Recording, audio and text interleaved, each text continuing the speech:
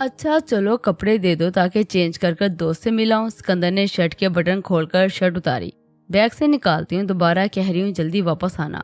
Rebel ने दुपट्टा side पर रखा और लगेज खींच कर बेड के नीचे से निकाल कर खोलने लगी और सिकंदर के लिए काली कमीज शलवार निकाल कर बाहर रखा। तुम शावर ले लो जब तक मैं इस पर एक बार फिर हल्की सी इस्त्री मार दूं। इस्त्री खराब हो गई इस जोड़े की। रबेल ने सूट उठाया और साथ में अपना दुपट्टा उठाकर कमरे से निकल गई। सिकंदर भी हामी भरता वॉशरूम में नहाने चला गया। रबेल बाहर लॉन्च के कोने में रखे इस्त्री स्टैंड पर कपड़े प्रेस करने लगी। रमीन उठकर इसके बराबर आ खड़ी हुई थी और शरीर निगाहों से इसे अपनी बहन को तका था। वाह, बड़ी खिदमतें हो रही हैं अपने शोहर साहब की। रमीन के होंठों पर सजी शौक शरारती मुस्कान देख रबेल ने झनक कर इसे घूरा था। बदतमीज लड़की। रबेल ने इसे मसनूई झड़क से नवाजा था। जो कहना है कह ले, मगर मैं तो फिर भी बाज नहीं आने वाली। मैं तो आपको भी छेड़ूंगी और सिकंदर भाई को भी। रमीन ने बेशर्मी के तमाम रिकॉर्ड तोड़े थे। रमीन, बुरी बात है, सिकंदर के साथ बिल्कुल भी ऐसी कोई बेहुदा मजाक ना करना। वो क्या सोचेंगे तुम्हारे बारे में कि कैसी लड़की है, बिल्कुल भी तमीज नहीं है कि इसे क्या बात करनी है। रबेल ने खफगी से इसे टोका था। अच्छा ना, इन्हें नहीं तंग कर सकती मगर अपनी आपी को तो तंग कर सकती हूँ ना, रामीन ने लब कुचल कर कहा था। बेशरम। रबेल ने अपनी मुस्कुराहट कुचल कर कहा था। ओ ब्लैशिंग ब्लैशिंग। रमेन ने आंखें घुमाकर कहा तो रबेल सर नफी में हिलाती जल्दी जल्दी हाथ चलाने लगी। निकम्मी लड़की, जाओ आयशा को संभालो। रबेल ने किसी तरह इसे अपने पास से भगाना चाहा। आप आयशा की तरफ से बेफिक्र रहिए, वो मम्मा के पास है, रामीन ने दांत नकूस कर कहा था। अच्छा तो फिर तुम ऐसा करो, अम्मी जी के साथ जाकर हाथ बटाओ, रबेल ने जिद छोटे लहजे में कहा था। इनके पास भी मैं गई थी, उन्होंने मुझे किचन से फौरन 9-2-11 होने का हुक्म दिया। रमीन ने पॉट बनाकर जवाब दिया। अच्छा तो फिर तुम ऐसा करो, खामोशी से इधर सोफे पर जाकर बैठ जाओ। रबेल ने कमीज चेयर पर डालकर दांत पीसे थे। एमी, रमीन ने मुंह बनाकर कहा तो रबेल ने इसे घूरा। और बताइए कैसी है अब आप दोनों की केमिस्ट्री। रमीन ने शरारत से इसकी आंखों में झांकने की कोशिश की थी। बहुत ही बेकार। रबेल ने दांत नकूसे थे। ना ना ना, ये तो मैं किसी सूरत मानने को तैयार नहीं हूँ, रमीन ने बड़े ही डरमाई अंदाज में कहा था। रामीन, रबेल ने तंग आकर दुहाई दी थी। आप भी, रमीन ने इसकी नकल उतारी थी। मैं अभी बाबा को जाकर तुम्हारी शिकायत लगाती हूँ, बेशरम लड़की ना हो तो, रबेल ने इसे धमकाया था। शौक से जाइए, रमीन ने ढीठ बन के तमाम रिकॉर्ड तोड़े थे। रमीन तुम कितनी बड़ी ढीठ औरत हो, रबेल ने चिढ़कर कहा। सिकंदर की इस्त्री हुए कपड़े उठाकर कमरे की में गई और रमीन भी इसके पीछे पीछे अंदर आई। रबेल ने मुड़कर से घूरी से नवाजा, मगर वो बिना कोई असर लिए सोफे पर पैर चढ़ाकर बैठ गई। सो तो है, रमीन ने मीठी हंसी हंसकर कहा था। सिकंदर कपड़े ले ले। रबेल ने सर नफी में हिलाकर वॉशरूम का दरवाजा पीटा था। सिकंदर ने दरवाजा हल्का सा खोलकर अपना सूट लिया और रबेल रमीन के बराबर आकर बैठी थी। पढ़ाई कैसी चल रही है, रबेल ने सरसरी सा पूछा था। अच्छी चल रही है, रमीन ने हूं को लंबा खींचकर जवाब दिया था। मामा पापा का ख्याल तो रखती हो ना तुम, रबेल का अंदाजा बड़ी बहनों वाला था। हाँ रखती हूँ, रमीन ने सादतमंदी से सर को इस बात में जुम्बश दी थी। पक्का, रबेल ने कंफर्म करना चाहा। ओह अपी, अगर आपको मुझ पर यकीन नहीं तो आप मम्मा पापा से पूछ लें। इसके ज्यादा तफ्तीश करने पर रमीन ने मुंह बनाया था। तुम पर यकीन है मगर पापा बहुत कमजोर हो गए हैं, बस इसीलिए। रमीन ने गहरी सांस भरकर बात अधूरी छोड़ी थी। इससे पहले कि रमीन कोई जवाब देती, सिकंदर वॉशरूम से बाहर निकला। तौलिया हाथ में लिए वो अपने बाल सुखा रहा था। रमीन की जानिब इसकी पूछ थी, इसलिए उसे देख ना सका। रबेल को इंतहाई रोमांटिक तरीके से पुकारा। जाने मन, जरा मेरी कमीज के बटन तो बंद कर दो। सिकंदर की शौकी भरी आवाज पर रमीन ने मसनूई हैरत के तासरात चेहरे पर सजाकर दोनों हाथ कानों को लगाकर बेआवाज तौबा तौबा किया। रबेल खफा से सुर्ख पड़ता चेहरा लिए चिड़ी। सिकंदर क्या फजूल हरकतें कर रहे हैं, मजाक करना बंद करें, अपनी कमीज के बटन बंद करके निकलने की करें। आपका दोस्त आपका इंतजार कर रहा होगा, रबेल ने जरा भरम होकर कहा। तुम्हें तो आजकल मेरी हर बात ही फजूल लगने लगी है, मेरी मजाक। सिकंदर तौलिए बेड पर फेंक कर मुड़ा तो रमीन को देखकर चौंका, फिर खुजल सा मुस्कुराकर अपना जुमला मुकम्मल किया। मैं मजाक ही कर रहा था। अपनी बात मुकम्मल करके सिकंदर ने रबेल को देखा, जिसे खा जाने वाली निगाहों से आंखों के जरिए ही किसी चुड़ैल की मानन निगलने की दर पर थी। कैसी हो रमीन, सिकंदर ने नरमी से पूछा। भाई मैं तो बिल्कुल ठीक हूँ, मगर आप बिल्कुल ठीक नहीं लग रहे, खैर तो है ना, रमीन ने रबेल के गुस्से से टमटमाते चेहरे को देख शरारत से कहा था। नहीं मुझे क्या होगा, मैं बिल्कुल ठीक हूँ, सिकंदर ने जबरदस्ती की मुस्कान होंठों पर खींची थी। ओके तो फिर मैं चलती हूँ, बाहर देख लूँ अगर किसी को मेरी मदद की जरूरत है। रमीन लब दबाती वहां से खिसक गई थी। یار قسم لے لو میں نے رمین کو نہیں دیکھا تھا۔ اسکندر نے اس کے بگڑے تیور دیکھ صفائی پیش کی۔ تو ضرورت کیا ہے ہر وقت چھچوری گفتگو کرنے کی، ربیل نے بھنا کر کہا تھا۔ اچھا نا سوری، خیر ہو جاتا ہے کبھی کبھی، اسکندر نے اس کا منہ ٹھیک کرنے کو کہا۔ اسکندر اب وہ مجھے اس بات پر جگہ جگہ تنگ کرے گی، آپ تو نکل لیں گے واپس اسلام آباد، میں نے تو یہاں پورا مہینہ گزارنا ہے۔ ربیل کی روحانسی آواز میں کہی بات پر اسکندر کے ماتھے پر چند بل نمودار ہوئے تھے۔ کوئی نہیں، آپ صرف 5 دنوں کے لیے میرے ساتھ یہاں آئی ہیں اور یہ بات ہم گھر پر ہی ختم کر چکے ہیں۔ اگر آپ چاہتی ہیں کہ وہی ڈسکشن یہاں دوبارہ شروع ہو جائے تو مجھے کوئی اعتراض نہیں، اسکندر نے معنی خیزی سے کہا تھا۔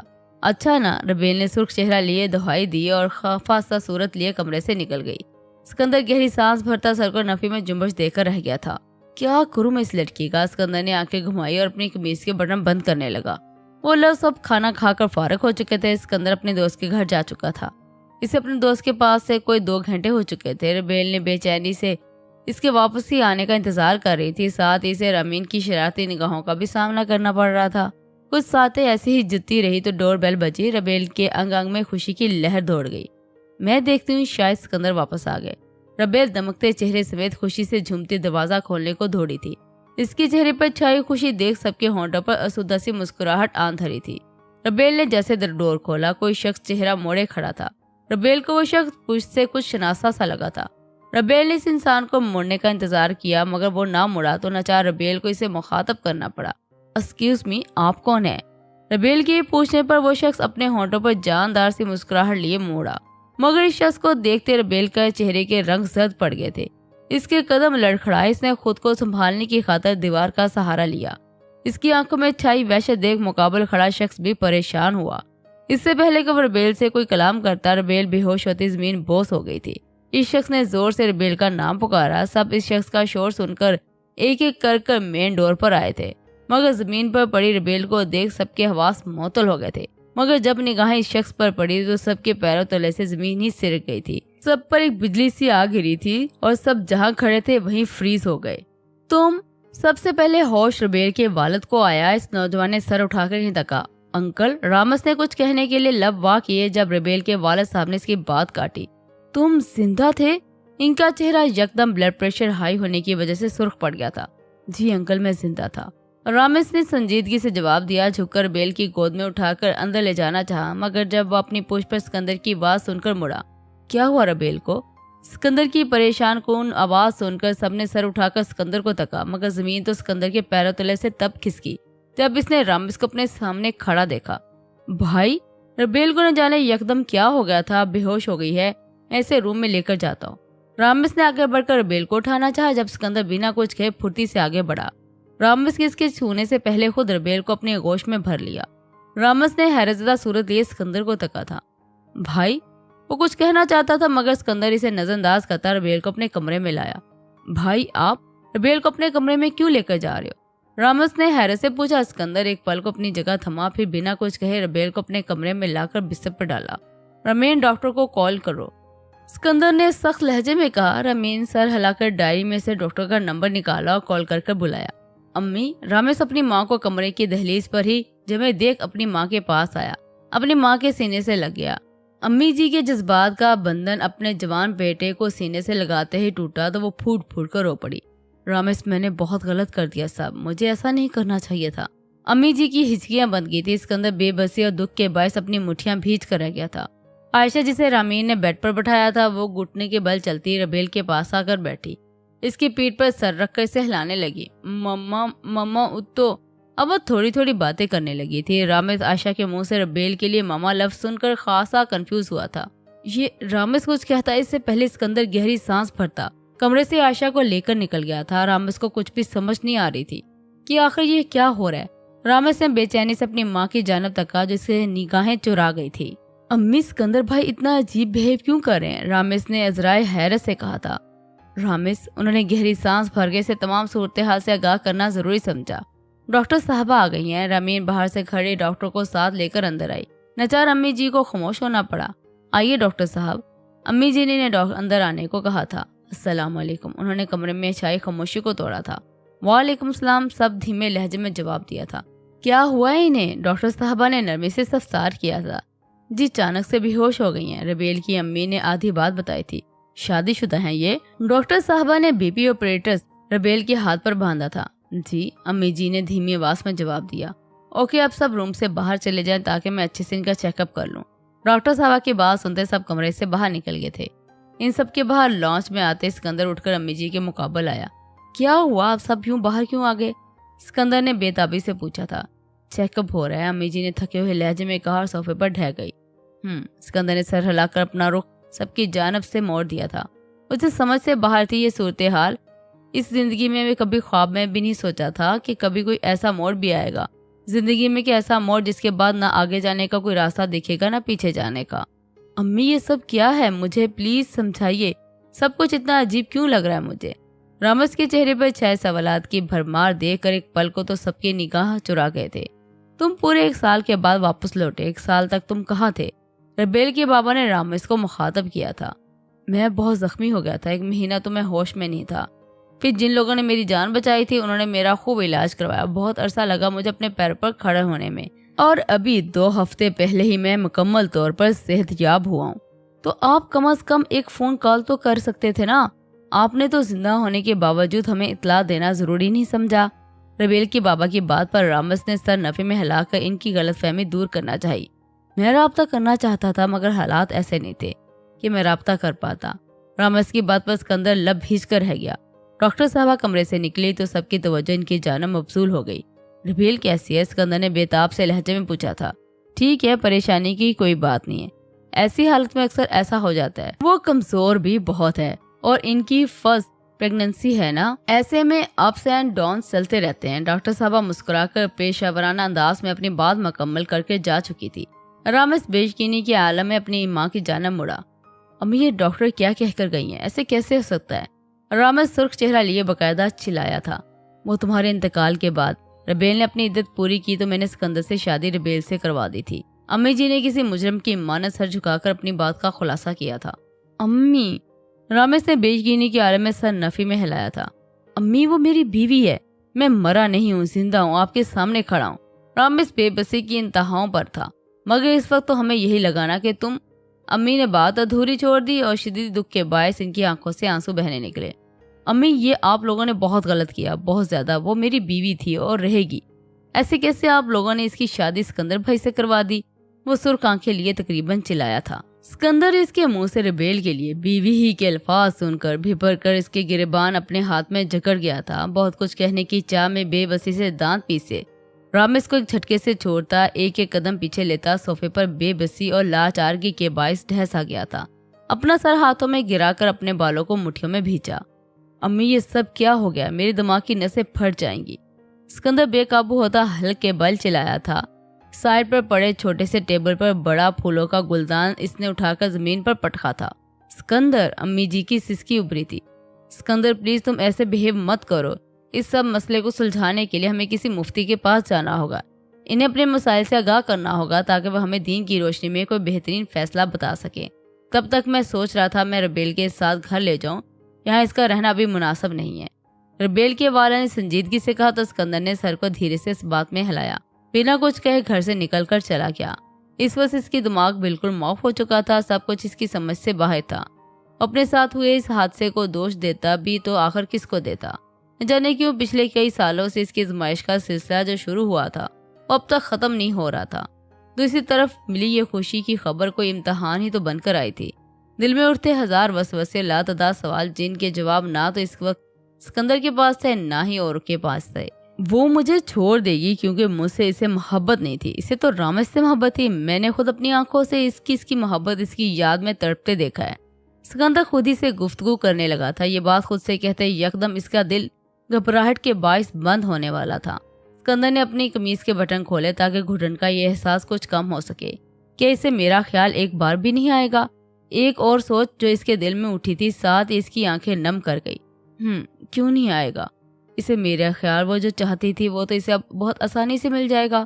سکندر نے اپنی آنکھیں مسل کر خود ترسی کے عالم میں خود سے سرگوشی کی۔ رامز بیٹا، مجھے نہیں پتا تھا ایسا کچھ ہوگا۔ امی جی کی آنکھوں سے آنسو لڑیوں کی صورت بہہ رہے تھے۔ وہ کسی مجرم کی مانت سر جھکائے بیٹھی تھی۔ امی جی، اتنی بھی آخر کیا جلدی تھی؟ کیا 1 سال بھی آپ لوگ اسے انتظار نہ ہوا؟ رامز کے لہجے میں دکھ کی انتہا پہنا تھی۔ रामिस बेटा, तुम ऐसे अपनी माँ को दोष नहीं दे सकते। रबेल की हालत हम सबसे देखी न गई थी। वो किस हाल में थी, ऐसे में इसे किसी हमसफर की शदीद जरूरत थी। अगर मुस्तकबिल की खबर हमें होती तो शायद हम सब कभी भी इतना बड़ा कदम ना उठाते। बहरहाल जो भी है, ये कदम इंतहाई गलत है, रामिस ने शदीद दुख के जेरे असर कहा था। वो पहले मेरे निकाह में थी, मैं जिंदा हूँ और वापस भी आ चुका हूँ, तो वो मेरी ही बीवी है। रामिस का अंदाज जिद्दी था। इस चीज का फैसला तुम नहीं करोगे, हम कुछ मुफ्ती साहिबान से राब्ता करने की कोशिश कर रहे हैं ताकि जल्द कोई हल निकाला जाए। रबेल के वाले साहब ने इंतहाई रूखे लहजे में कहा तो रामिस बेबसी से पहलू बदल कर रह गया। रबेल प्लीज रोना बंद करो, सब ठीक हो जाएगा। इसकी अम्मी इसके आंसू बार बार पोंछ कर इसे चुप करवाने की कोशिश में लगी थी, मगर वो थी कि संभलने का नाम ही नहीं ले रही थी। अम्मी मेरे साथ ऐसा क्यों हो रहा है? अम्मी मैंने तो कभी किसी के साथ इतना बुरा नहीं किया जितना गलत और बुरा मेरे साथ हो रहा है। वो माँ के सीने से लगी मुसलसल एक ही बात कहे जा रही थी, रबेल मेरा बच्चा, बस सब्र करो, बहुत जल्द सब बिल्कुल ठीक हो जाएगा। बस मेरी जान, मेरा बच्चा। इसकी अम्मी की आंखें भी इससे इस हाल में देखकर भीग गई थी। रमीन, जाओ जरा अपने बाबा को बुला कर लाओ। रमीन सर हिलाती कमरे से बाहर भागी थी। कुछ ही देर में रमीन बाबा को लिए कमरे में वापस आए। बाबा रबेल की बिखरी हालत देख खुद भी अंदर तक वीरान हो गए थे। रबेल बेटा, ऐसे रो धोकर आप खुद को कमजोर कर रही हैं। आपके ऐसे रोने धोने से सिर्फ आप बीमार पड़ जाएंगे, इससे ज्यादा कुछ नहीं होगा। रबेल के वालिद ने आगे आकर इसके सर अपने कंधे पर टकाया और बाप का पुरशफीक साया मिलते वो मजीद सिसक पड़ी थी। बाबा मेरे साथ ही क्यों? रबेल फूट फूट कर रो पड़ी थी। रबेल अपना ख्याल रखो बच्चे, उन्होंने इसका कंधा सुलहाया। इससे पहले कि रबेल मजीद कुछ कहती, आयशा की रोने की आवाज बाहर से आने लगी। रबेल ने बेताबी से रमीन को तका। रमीन, कहाँ छोड़ आई हो तुम? मेरी बच्ची को लेकर आओ। इस सब से इसका क्या कसूर है जो तुम सब ने इसे ऐसे नजरअंदाज किया हुआ है? आयशा के बारे में बात करते हुए मजीद जज्बाती हो गई थी। रमीन भाग कर रूम से बाहर गई थी, आयशा को साथ वापस अंदर ले आई थी। रबेल ने अपने आंसू पोंछकर आयशा को अपनी गोश में भरा तो रोती मुंह बसूरती आयशा का मूड यकदम ठीक हो गया था। बेटा अपना ख्याल रखो, मैं 1-2 घंटे में वापस आ जाऊंगा। इस मसले का कोई हल तो निकालना है ना? इसके बाबा का लहजा शिकस्ता था। बाबा, रबेल ने अपने बाबा को आवाज दी तो वो पलटे। उन्होंने नरमी से तका। बाबा, मैं अपने बच्चों के बाप के बगैर नहीं रह सकती, रबेल ने नम लहजे में कहा तो वो महज इसे खामोशी से देखते रहे बिना कुछ कहे कमरे से निकल के। रात का निस्फ पहर था जब वो घर वापस लौटा। सुबह इसके हाथ से मैले कपड़े अब भी पहने वो थका थका सा अपने कमरे की जाना बढ़ा था। अपने कमरे का दरवाजा खोला तो वो और आयशा बिस्तर पर पड़ी सुकून से सो रही थी। सिकंदर को इसके सुकून पर रश्क आया था। एक वो था जिसकी दिन रात की नींदें, चैन, सुकून सब उठ चुका था। दूसरी जानब वो थी जिसे कोई फिक्र ही नहीं थी, बेफिक्री से सोई पड़ी थी। सिकंदर कमरे का दरवाजा बंद कर अम्मी जी के कमरे की जानब आया। अम्मी जी के कमरे का दरवाजा खोला तो सामने अम्मी जी भी जाग रही थी। सिकंदर इनके कमरे में अंदर आया, बेड पर बैठकर अम्मी जी की गोद में सर रखकर लेट गया। आप सोई नहीं अभी तक? सिकंदर ने इंतहाई नरमी से पूछा था। तुम भी तो नहीं सोए? उन्होंने गहरी सांस भरकर अपना ज़ईफ हाथ इसके बालों पर चिल्लाया था। मेरी तो दुनिया लुटी है अम्मी, मेरा जागना तो बनता है ना? सिकंदर तमक्सर से हंसा था। मेरा तो पूरा जहां लुट गया मेरे बच्चे। जब तुम दुनिया लुट जाने के गम में सो नहीं सकते तो तुमने ये कैसे सोच लिया कि मेरा पूरा जहां लुट जाने के गम को दिल में लिए सो सकूंगी? अम्मी जी के लहजे में दर्द था, पछतावा था। आपको क्या लगता है क्या होगा अब कौन सा नया ट्विस्ट आएगा मेरी जिंदगी में? सिकंदर ने बात को मजाक का रुख देना चाहा। मैं कुछ नहीं कह सकती सिकंदर, मैं कुछ कहने की काबिल ही नहीं रही। अम्मी जी आंखों में बेबसी के जेरे असर चंद आंसू चमके थे। अम्मी जी प्लीज, मैं आपको ऐसे नहीं देख सकता। प्लीज अम्मी जी, आप अपना ख्याल रखिए, ये मसले सुलझते रहेंगे, पर अगर आपको कुछ हो गया तो मैं जीते जी मर जाऊंगा। अम्मी सब कुछ दोबारा मिल जाएगा, माँ नहीं मिलेगी, फिर मैं अपनी माँ को इसके गोश्त को कहाँ ढूंढूंगा? सिकंदर ने अपनी माँ के हाथ थाम कर इन्हें अकीदत से चुमा था। सिकंदर, अम्मी जी ने इसके नाम को पुकार कर सिसक उठी थी। फिर जो इनके रोने को हिचकी बंदी वो रुकी नहीं थी। अम्मी जी, अगर आप ऐसा करेंगी तो मैं नाराज हो जाऊंगा, आपसे बिल्कुल भी बात नहीं करूंगा। सिकंदर ने इन्हें चुप करवाने के वास्ते धमकी दी थी। सिकंदर, रो लेने दो ताकि मेरे दिल पर पड़ा ये गम का बोझ कुछ तो कम हो जाए। अम्मी जी ने अपना चेहरा हाथों में छुपाकर सिसकते हुए कहा था। अम्मी प्लीज, मैं आपको ऐसी हालत में नहीं देख सकता, सब ठीक हो जाएगा। सिकंदर इनकी गोद में सर उठाए बैठा, इनके चेहरे पर से हाथ हटाकर इनके आंसू पूंजे थे। सिकंदर, उन्होंने सिसकते हुए इसका नाम पुकारा था। बस लेट जाए। सिकंदर इन्हें लटाकर कंबल इन पर दुरुस्त किया और धीरे धीरे इनके बालों में हाथ फेरने लगा। अम्मी बस बाकी बातें कल करेंगे, अभी बस आप आराम करें। सिकंदर ने कुछ बोलने के लिए लब वाह करते देख इन्हें खामोश करवा दिया था। तकरीबन आधे घंटे बाद अम्मी की आंख लगी तो वो उठकर बाहर आया। किचन से बर्तनों की आवाज़ें सुनकर वह किचन के दरवाजे पर आकर खड़ा हुआ तो रुबेल कॉफी का पेस्ट फेंट रही थी। सिकंदर ने जानकर गला खंखारा। रुबेल उछलकर मुड़ी, मगर सिकंदर को देखकर अंदर तक पुरस्कून हो गई थी। तुम हो? मैं तो डर गई थी, मुझे लगा। रुबेल ने सर नफी में हिलाकर बात अधूरी छोड़ दी थी। खैर तुम सोए नहीं अभी तक? रुबेल ने नरमी से सफसार किया। यहाँ चैन सुकून बर्बाद हो गया, तुम नींद का पूछ रही हो? सिकंदर के लहजे में तलखी दर आई थी। काफी पियोगे? रुबेल ने इसको बेनजर अंदाज कर पूछा था। नहीं शुक्रिया, सिकंदर ने माथा मसला। रुबेल ने लब कुचले सर नफी में हिलाते किचन से निकली। तुम्हें जरा भी परेशानी नहीं? सिकंदर को तैश आया इसे इस कदर पुरस्कून देखकर। क्या जरूरी है हर परेशानी को अय्या कर देना? रुबेल ने निकले हुए कहा तो सिकंदर भी इसके पीछे आया। जरूरी नहीं, पर तुम तो आदी हो ना परेशानी अय्या करने की। मैं तुम्हें इतना पुरस्कून देखकर क्या समझूं? ये समझ लो कि तुम रामस के वापस आ जाने से खुश हो, सिकंदर ने जलकर कहा था। मुझे नहीं पता कि मैं क्या कहूँ, बस इतना कहूंगी कि जिसके साथ चंद घंटे गुजारे हों इसके जिंदा लौट आने की खुशी ज्यादा हो गई, या फिर जिसके साथ पिछले 6 माह से हूँ इसके दूर जाने का डर ज्यादा होगा। रुबेल की बात पर सिकंदर अपने लब भींच कर रह गया था। सीधा सीधा कहो ना कि रामस के आने की खुशी ज्यादा है तुम्हें। सिकंदर के जबड़े भींचे हुए थे। आराम करो, तुम्हें आराम की शदीद जरूरत है। रुबेल ने इसके बिगड़े तेवर देख नरमी से कहा, वापस अपने कमरे में बंद हो गई।